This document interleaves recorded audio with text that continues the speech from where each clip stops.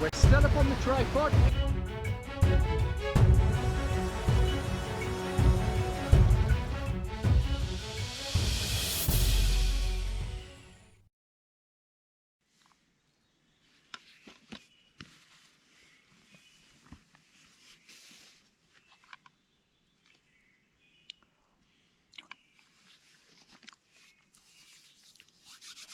Good morning, everybody.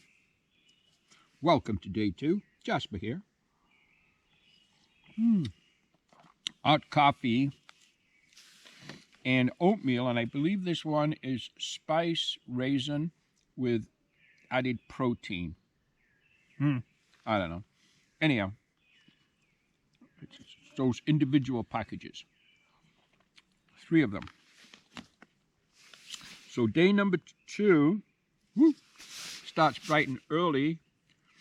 Was out of bed. Well, I set up my wake up for about 4. Climbed out of bed about 4:15. Bugs are crazy. But we're going to have breakfast, have coffee, and we're going to pack up and keep pushing south. When I calculated last night, I think it was 63 or 68 kilometers from here to the end of the Blue Mountain section, the beginning of the Dufferin Highland section. So, we're doing okay. I know there are some decent water sources further south today, so that's a good thing.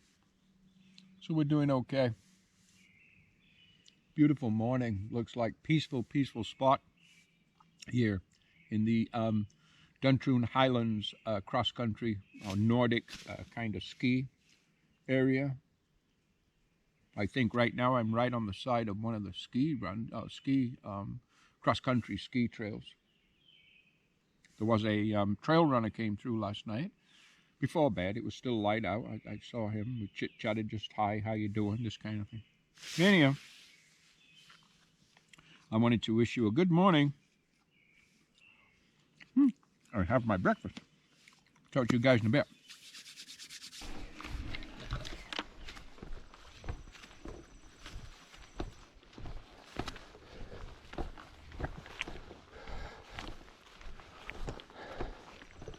It's a beautiful, beautiful morning. Still dark in the forest. I hope the GoPro's getting enough light. But it is a really nice morning. Again, bugs are crazy. Wearing my rain pants and my Arc'teryx sun hoodie. Not because I need the warmth or to protect me from the rain. Just to protect me from the bugs. Again, I do have bug spray, but it's a very small container, and I used about half of it yesterday, and I've still got 2.5 days or so to go before I get my next one, which is in my resupply box. So if the bugs continue, I'm just going to have to, when I'm able, pick up a larger bug spray. Then I'll be able to hike a little bit more comfortably. But anyhow, having said that, I guess that's just my morning whining over and done with.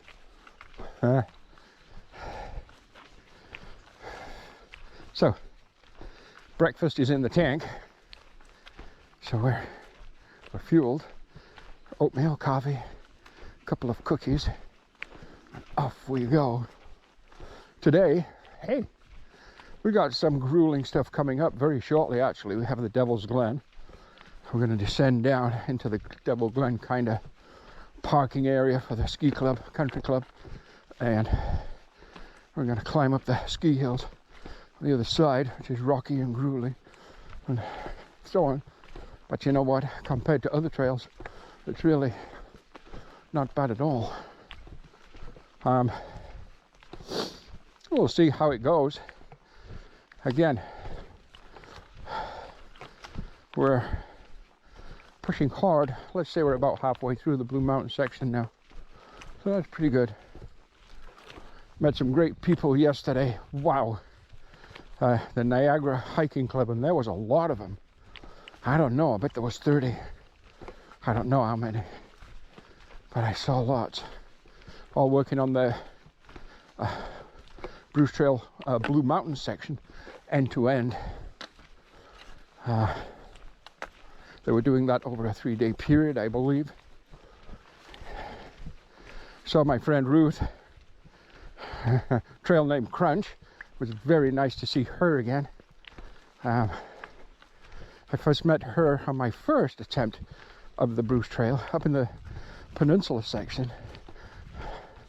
Her, myself, and 3 or 4 other hikers from her gang all spent the day hiking together and thoroughly enjoyed myself. The lady is one solid hiker. I could not keep up with her. I had a hard time keeping up with her. It was very difficult. And when we parted ways at the end of that day, I just had to lay down and rest. She beat the heck out of me. Oh well. And now I'm 4 years older than that. Oh dear. Yeah. But you know what? It's all good. Trail right now is absolutely gorgeous. Easy going. Single file. In the forest. Bugs don't seem to be bothering me too much here. I'll take it. I'll take it. Hopefully it's just sections where the bugs are bad.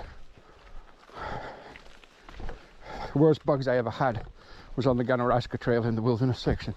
Myself and Andre. Oh my God. I have never had bugs so bad. Didn't matter how much spray you put on. They slurped it up like it was some kind of milk and honey. And you had to wear a head net. And one layer of clothing wasn't enough. And it was July. It was like 90 degrees out. We were wearing pretty much everything we had. Oh boy. Oh, good memories. Good trails. Miles gone by. It's funny how you think back on trails, and at the time you think, oh my God, this is terrible. And yet, you always look back on them with such fond memories. Ooh, we're getting some beautiful orange in the sky. I know from past experience that doesn't come through well on the GoPro, but through those trees, some beautiful orange in the sky as the sun approaches the horizon. Dawn approaches. We have a left turn blaze opening out into a farm field meadow. Now that's a sweetheart.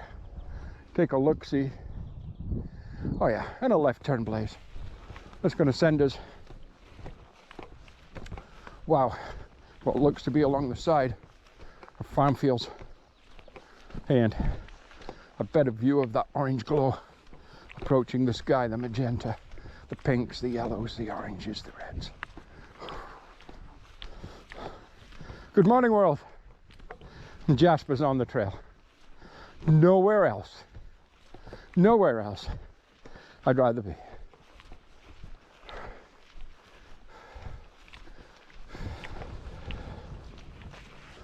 Now, behind the trees, just slightly to my left, you can see the reddening again in the sky. But this time, the sun itself is popping its head up from the horizon line to illuminate and greet and create the day. Well, actually, maybe the sun doesn't create the day. Maybe God does that, but I mean, the sun's a very, very, very important part of it. Can you see that? Yeah, hope that's coming through on the GoPro, because when you're on trail, it's absolutely stunning. We're walking right into the sunrise. Speaking of stunning, let me just show you something else. Oh, look at that sun right there now. Oh yeah, but take a look over here. See that beautiful, beautiful stately farm home? Oh yeah. Are you kidding me or what? Now, there's some people who've got it going on. There's some people that know how it's done. Take a look at that beautiful, beautiful sunrise. Good morning, day 2. Down below me, it's kind of a clearing before the forest, and on the right of that clearing is 2 benches. Maybe you can see them, maybe you can't in the GoPro, but we are going to go to those benches. Now in that clearing, what I'm told is hikers can actually camp there. I believe this to be private property, but they allow you to camp there. Or this is what I'm told. I have actually never camped here. I'd thought about it yesterday, but it was just, you know, a bridge too far. So I camped in a really nice spot. We're going to take a break here anyhow. But yep, I am told that hikers can set up their tent right here, and then of course leave the next morning. It's not somewhere you would come and spend a week for free camping, but anyhow, here's the benches. Beautiful, isn't it? What a beautiful, tranquil spot. Now you do have the Highway 124, but during the night it's not too busy. Okay, break time. We're entering Devil's Glen. Along the steep gorge carved by the Mad River are the 2 distinct faces of the Niagara Escarpment, well displayed above the ski slopes on the south side of the valley. The upper scarp is created by the durable dolostone of the Ambel Formation, while the lower scarp is capped by a similar dolostone of the Manitoulin Formation. About 4 kilometers to the northwest, at a point on the Singhampton Moraine overlooking Edward Lake, we're going to go right past that lake I believe, lies the highest location in southern Ontario, reaching an elevation of approximately 546 meters above sea level. What's that, 15, 16? Let's say it's around 1800 feet. Well, of course, this isn't our first day on the job, so we know exactly what we're in for. Descending into the gorge and then climbing out of the gorge. Yeah, okay, let's get to it. So I think, I'm not sure, could be wrong. Well, I have no idea. However, I may be at the top now of the Devil Glens climb and kind of approaching the exit area, bugs, of the Devil's Glen Country Club and private lands. Awesome. Moving right along, everything is good. One boo-boo, bobo, whatever, somewhere this morning, I left behind, lost, popped out of my pack, whatever, an empty 1 liter smart bottle, water bottle. That's just greatly reduced my ability to carry camp water. Now, that in itself, especially in kind of hot, sweaty type weather, that in itself is a disaster. However, it's happened to me before, and what I've noticed in the past is quite often, now I know I won't be able to get one from a store until Thursday, today being Tuesday, but quite often you might see garbage can, recycling can that have an empty water bottle of some kind, 500 ml, whatever, or even one just discarded on the ground. So you do the best to wash them out, and of course you fill it with filtered water and you're good to go. So we're now on the lookout for a water bottle. Okay, as normal, as usual, on my day hikes, through hikes, section hikes, whatever hikes, I talk about gear that I'm using and changes in my gear and what I think of things and what I think's good, what I think's bad, what works for me, what doesn't work for me, what disappointed me, what delighted me, whatever, but gear. So on day 2, let's kick that off with, well, we talked about pack weight yesterday. So let's just review that for a moment. I'm not seeing a blaze. Oh dear. Oh dear. Anyhow, well, okay, well actually I think I know where I am. I think. Let's just show you. Sun's going to shine in your eyes. But I think this is the edge of the property. And I think just to the left of here is the Ganaraska Trail western terminus. Again, I've shown you that before. I've through-hiked that trail and finished right there at that terminus. Let's just take a little look-see. That sun's bright, sorry. But let's just take a little look-see, see if we're right. And I remember last year, remember on my through-hike of the Bruce Trail, we were going to camp right in there. And then Joanne called me and said, listen, I can come and pick you up. It's like 20 minutes from the house in the car. So she did. Do you remember that? Anyhow. Yeah, this is exactly the spot. So right here, the Ganaraska western terminus of the Ganaraska hiking trail, Devil's Glen to Port Hope. Yeah, we did that. That was 400-kilometer hop. I think that took me 13 days to do that particular hop. All kinds of stuff on that trail, but that's another story. And do watch the videos. There's a full series of Ganaraska Trail videos on my YouTube channel, Trail Named Jasper, so please subscribe and watch those. Anyhow, as I was saying, and I'll show you the trail as I do, backpacks. So I am using, kind of begrudgingly in a lot of respects, my Osprey 58-liter Exos. Now, I have had problems with Osprey, this so-called almighty guarantee, not worth shit, really. Again, when I was on the Appalachian Trail last year, I had major failures with my Osprey 58 Exos, and they would not do anything for me other than offer me a 10 to 12 week turnaround if I mailed it in while in the middle of a through hike on the Appalachian Trail. I couldn't do that. Anyhow, enough said about that, but shame on you, Osprey backpacks. So that's the backpack I'm using, and when I started again, my base weight was 29 pounds.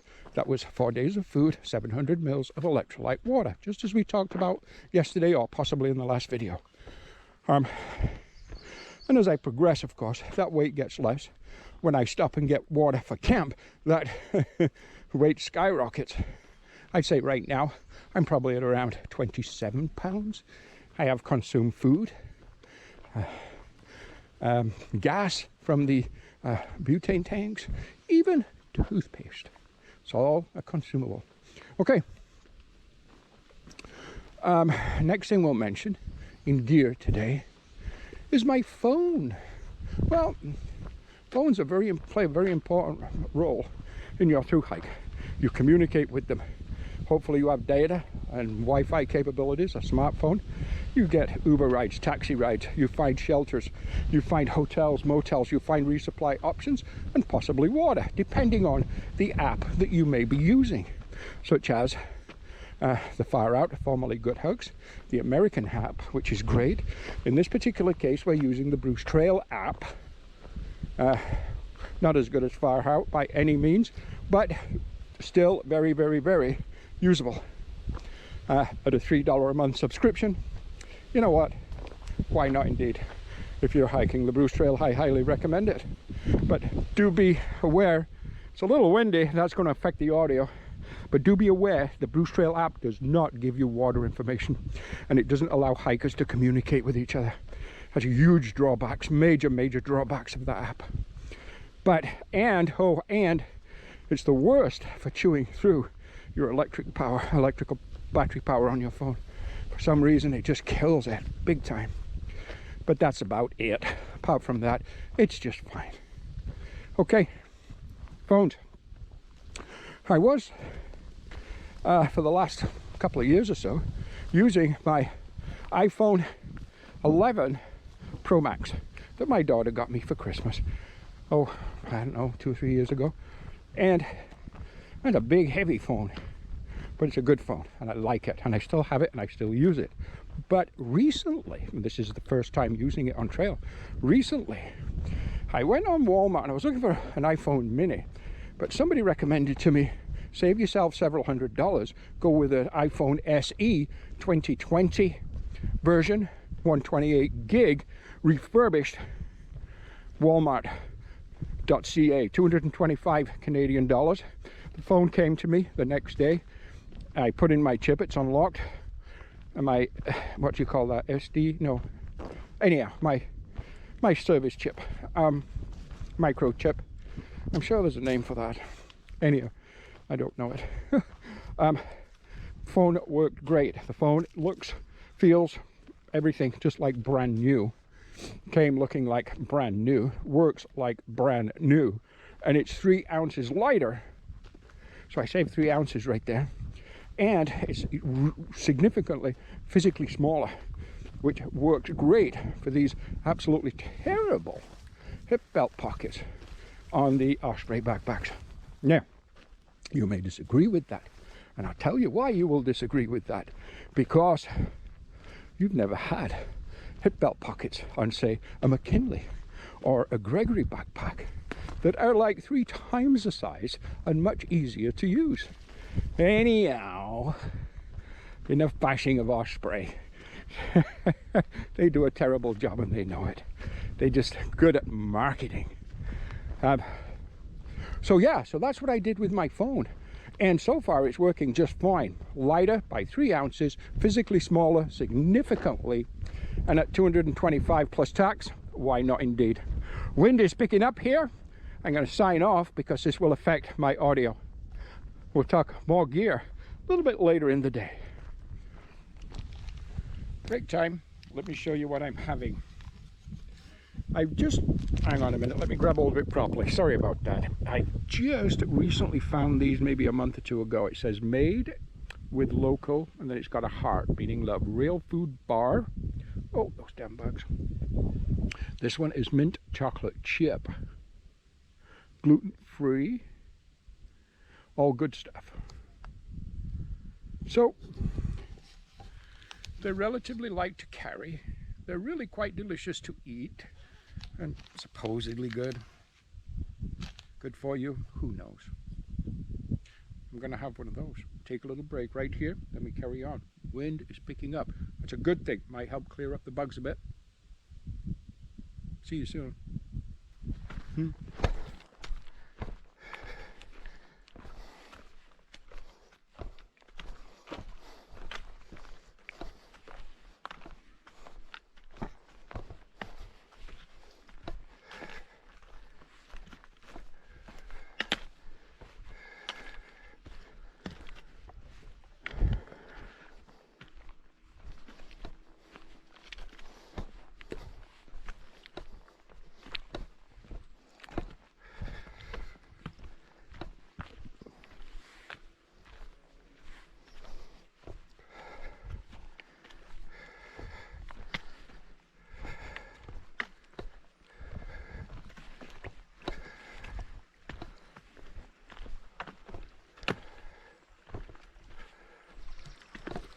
Right on this kind of broad walk, if you will, through the swamp area, is a beautiful, beautiful water source.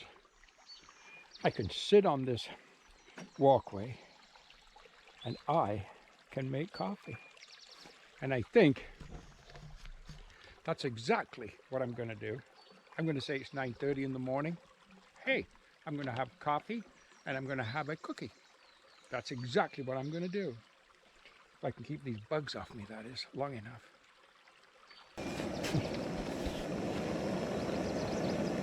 So I tried to fool the mosquitoes by putting on my rain pants again. I don't know if I fooled them or not.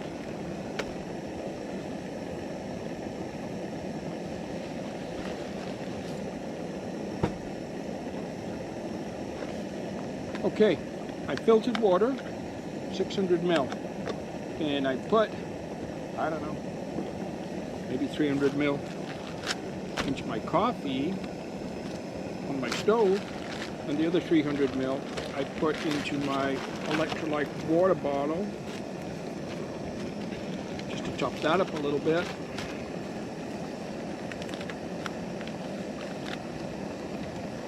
Another absolutely stunning day. Amazing. I think I've looked out with weather insofar as Huh. It's snowing apple blossom right behind me. Yeah. Take a look. It's snowing those apple blossom trees. There's a breeze at times, a gentle breeze, and it just seems to blow down those apple blossoms sometimes, and it's kind of snowing apple blossoms. It's kind of nice if it's got to snow. Might as well be apple blossoms, yeah? Okay. Think? Oh yeah. I know before we talked about, and I purchased another stove, but I did go back to my Jetboil stash. I actually like it a lot, to be honest with you. So, while we're having a break, let's talk a bit more about gear. I mean, I've already mentioned that my new Osprey is now coming apart on me. So, Osprey is not a company that I'm going to buy from again. This is 2 times now. And I am going to try to return this one, see if I get a credit or a replacement. But however, I've thought for a long time about the Hypolite pack I'd really like. Also, I'd like the Durston 55-liter Kakwa, but I'm on a waiting list for that, and it's going to be the end of summer, fall before those are available. Also the ULA Catalyst pack. I really like that one. So I am going to bite the bullet, I think, and get one. Although I won't have it for this particular hike. I'm stuck with the one I've got, the damaged one again. I'm stuck with this till I get to the end of this particular trail. I have an English Bay chocolate chunk cookie. And I'm going to eat the damn thing. Yeah.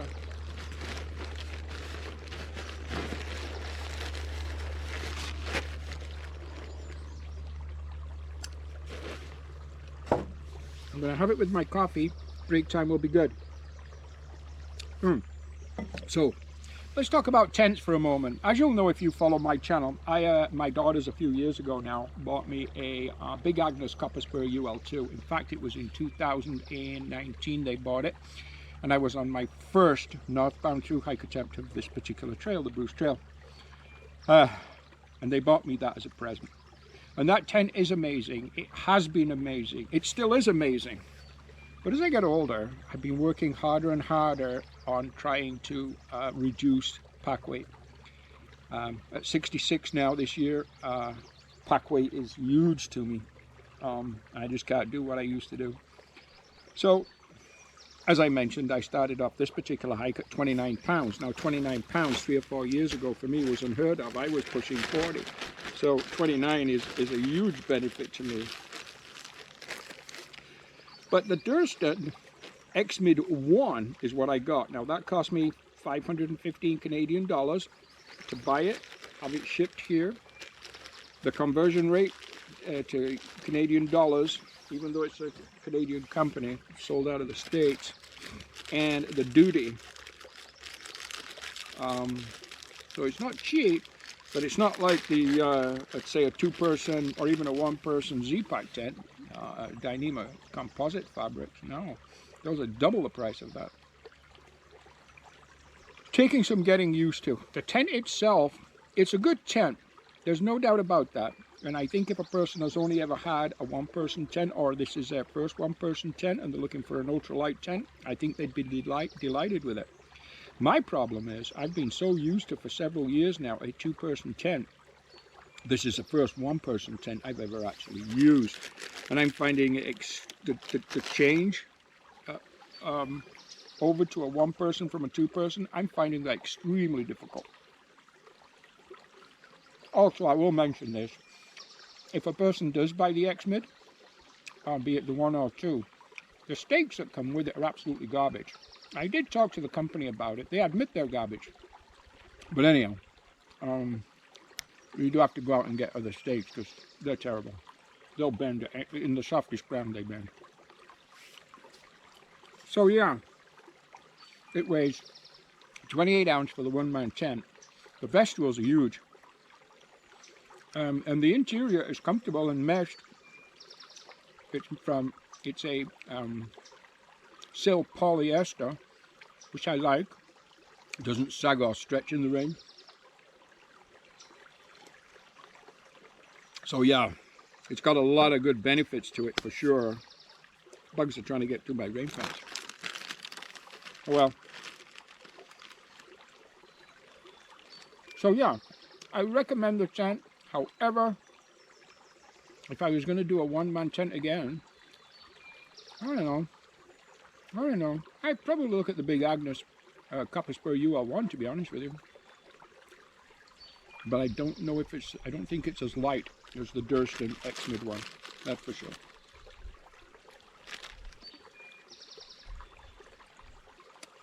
Okay, I'm going to continue my break. I'll talk to you when we're back on trail. We're doing well, we're doing good today.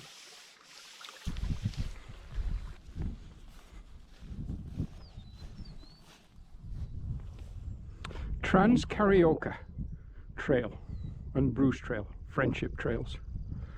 Ooh, so it says I am here. All right. Yeah, that looks pretty good. Where's the Trans-Carioca Trail? Wow, the Trans-Carioca Trail all the way down here in South America. We're all the way up here in North America. Oh look, one of my favorite places, Iceland. Whew. As a photographer, Iceland, just amazing. Place you need to go to if you've never been. I would say so. Oh, by the way, don't forget some extra film for your camera. Beautiful, beautiful day. Oh my God. I don't know what time it is now. I guess it's 11. It must be 11 o'clock. We're doing okay. We're pushing. We're doing okay. We met some really interesting people today. I'm surprised. I did meet another section hiker. He is from Belleville. I think he said Belleville or Brockville, but I think it was Belleville. And his bucket list is to do the whole Bruce Trail. He's doing it as an end-to-end trail. That means he's doing it in sections, one section at a time. I think he's here for 3 days, and I think he's doing the Blue Mountain section right now. Then he said he goes home for a while, takes a little break, does whatever, comes back for another, say 3 days, whatever, and does some more. I'm guessing if he keeps doing that, he'll probably be done by the end of this year. Oh yeah, good for him. Whew. I came through here once, right on this one section, and it was full of, and it was in, was it September? Maybe September? Full of butterflies. Hundreds, thousands of butterflies. I think they're called red admirals, but I'm not sure. Thousands of them in these trees and bushes here. Oh yeah, and as you walk through, they all took to flight, and just like a rainstorm or snowstorm or a blizzard of butterflies. Okay, speaking of butterflies, let's just flutter along, shall we? Oh my, let's go.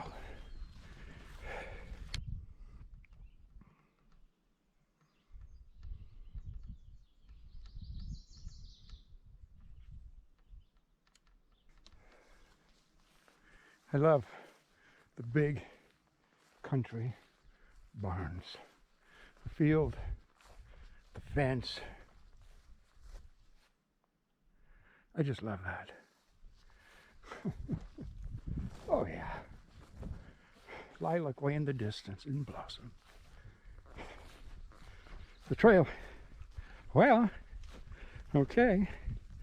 It's bright sunshine, getting quite hot. There is that gentle breeze out in the open, which does make life a little bit easier today. It seems to. Not sure. Yesterday seemed to be more of a challenge than today, but I don't know. The day's relatively young. It's about 1 o'clock in the afternoon now.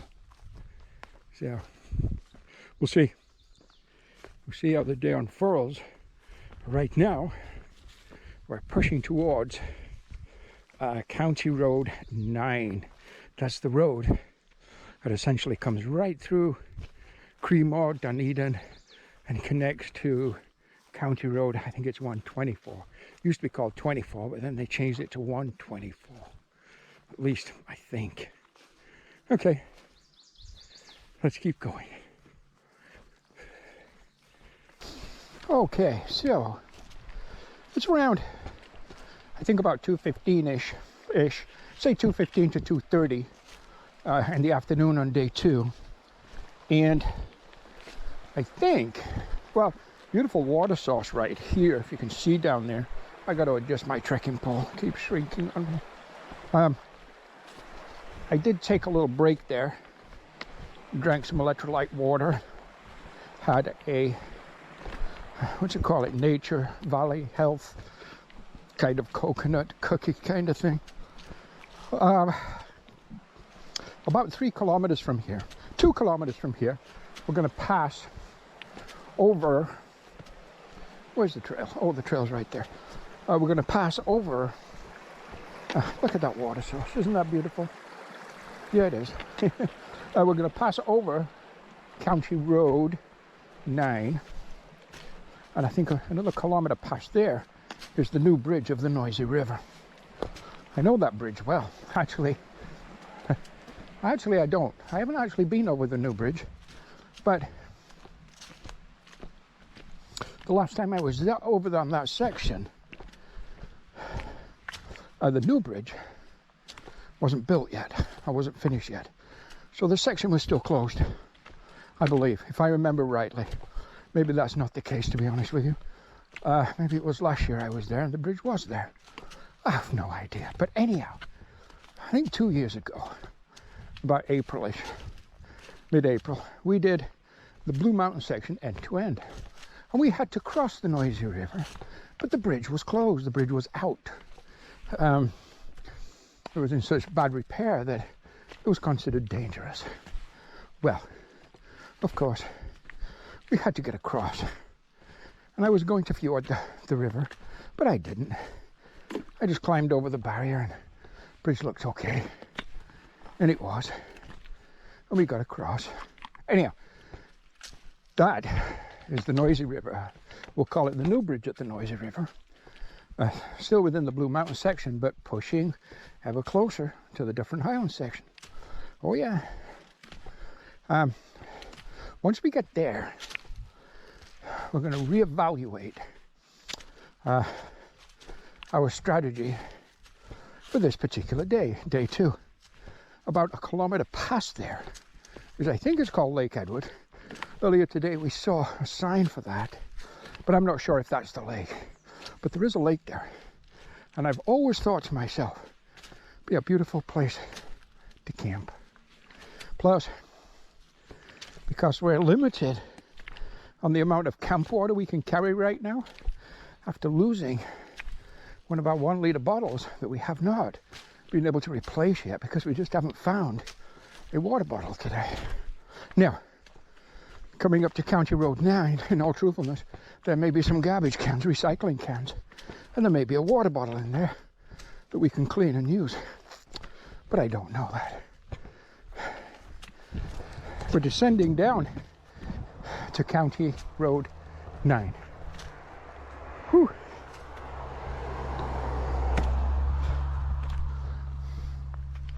Beautiful view. Oh, wow. Oh, yeah. There's a blaze telling us to turn right. Now, I seem to recall there was a parking area here, maybe a recycling can. I was hoping to find a water bottle, but I just don't see that parking. Maybe it's changed, maybe my memory's wrong, probably my memory. You kids wouldn't know this, but when you get old like me, memory, well, it's actually not the first things to go, but there is a couple of other things that go first, but we don't want to talk about those. So yeah, your memory goes really quickly. Okay. Anyhow, we have a right turn coming up. Into the forest we go, and I think from here we're about a kilometer to the Noisy River. So, by the way, I just called the Primrose family campground. They're the ones holding my box. They confirmed they have my box. Young lady called Lisa. I told her I'll be there for sure on Thursday. But I don't know what time.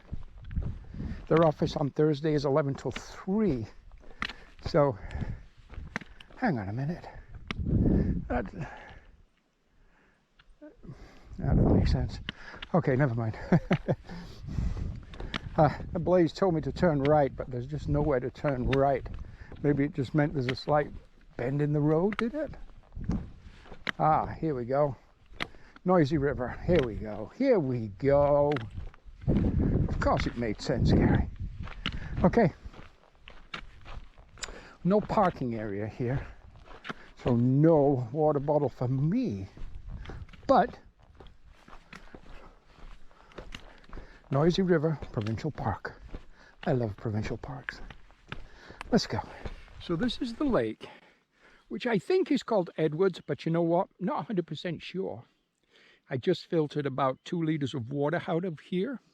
So I have 1 liter in a smart bottle filtered. I have 700 ml in an electrolyte bottle filtered. And I have 600 ml in my grey water ready to filter. That's my maximum carrying capacity since I lost my 1 liter bottle. This is where I was thinking of camping tonight. However, and this would leave me 46 kilometers to do to get to the Primrose family campground. I did speak to them today. Indeed, they have my box and so on. Everything is good there. And I will arrive Thursday. So I would be okay on time. However, they do vacate the office at 3 on Thursday.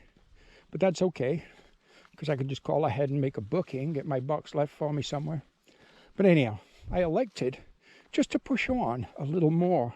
I think I'm something like 4.8, 4.7 kilometers to the end of the Blue Mountain section. Yeah. And Lavender Hill. Now, if I do that today, then I would have done the Blue Mountain section in 2 days. And I would be that much further ahead. Okay. You know what? Let's just get to this.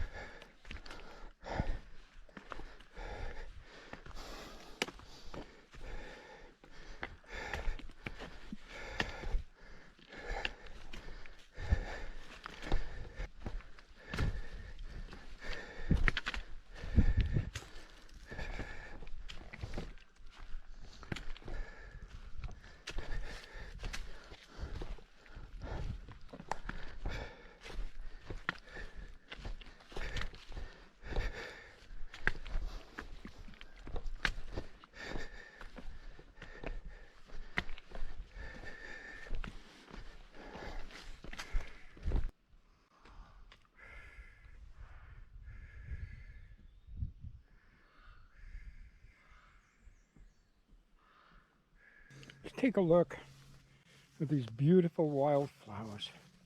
It goes on and on and on for the last quarter of a mile.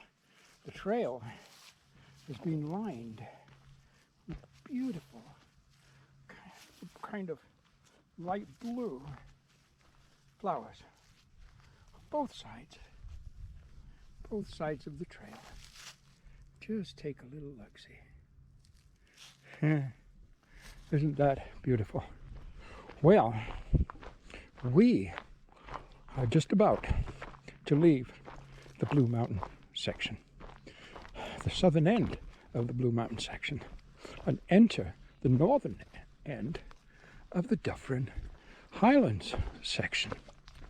Now, what I think I'm going to do is grab the next available suitable tent spot that's flat, and out of the way. I have enough water for camp tonight, maybe enough for a bit of oatmeal in the morning. Either way, not too far down the trail, we'll come to Black Banks, and there's a beautiful river that runs through there where we'll be able to get nice cool water. Okay, let's just move along and find a camp. Now I think, not sure, not positive, but I think basically at this intersection right here ahead of us, stop sign, we're going to go straight through there, but I think at this stop sign or at this intersection we enter into the Dufferin Highland section. Whew! So that's got to be 34-ish kilometers today for day 2. I am looking for the first next available suitable tent spot. I'm tired. I'm hungry. This is a busy little corner. 2 or 3 cars have come by, and there's one coming up behind me now. I can hear them. Yeah.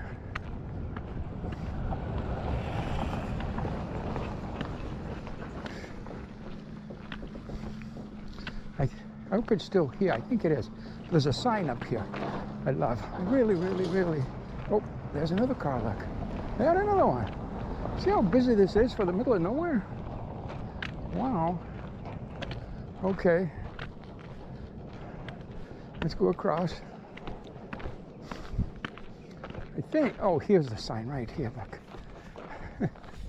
Take a look. Oh, I'm going to pull you out of the sternum strap. Sorry about that. Take a look at these signs.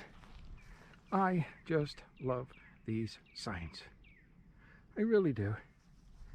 Isn't a little bit of history right there?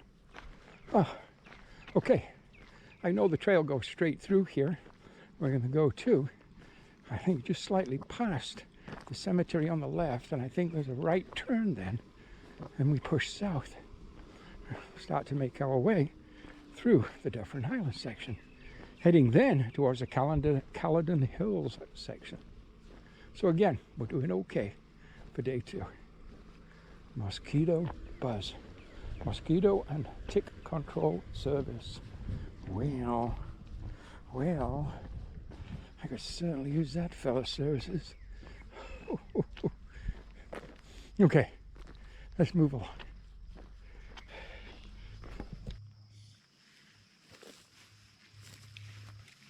Hi guys, the end of day 2, 34.4 kilometers. We're about, maybe half or 1 kilometer inside the Dufferin Highlands section. So we finished the Blue Mountain section in 2 days, and we've entered into the Dufferin Highlands section. In fact, I'll show you where I am. I don't know if you can see, but right now camp is set up right across the dirt road, and if you can just see through that little gap in those trees is the Lavender Hill Cemetery. So now you know where I am.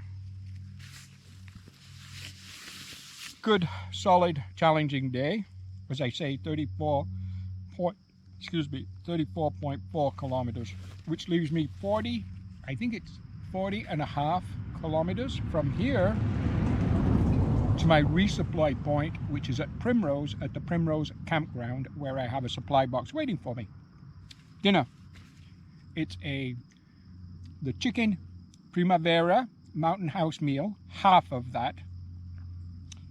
I divvy them up into halves and put them in little freezer bags. So it's half of one of those Mountain House meals with a chicken pouch. You can't buy these in Canada, unfortunately, but they don't need refrigeration and they're great. They only cost a couple of bucks, 2.6 ounces, 74 grams, 90 calories. It's just white meat chicken. Doesn't have mayo or anything, nothing with it. Put that in, and then some of my instant potatoes, whole wheat bagel, my hot chocolate, and poof, you have dinner. Not bad. I won't be long out of bed tonight. I will get up early If I can do around a 30-kilometer day tomorrow, that will leave me 10 kilometers on Thursday into my resupply point. Then that way gives me lots of time at the campground for my shower, shave, charge my battery packs, do my laundry, all that kind of thing. And then Friday morning, I push south. That's how it works. You guys have a great night. I hope you enjoy your dinner, whatever you're having. I'm enjoying mine because I'm hungry. I'll talk to you guys in the morning, unless something exciting happens later this evening. Good night, everybody.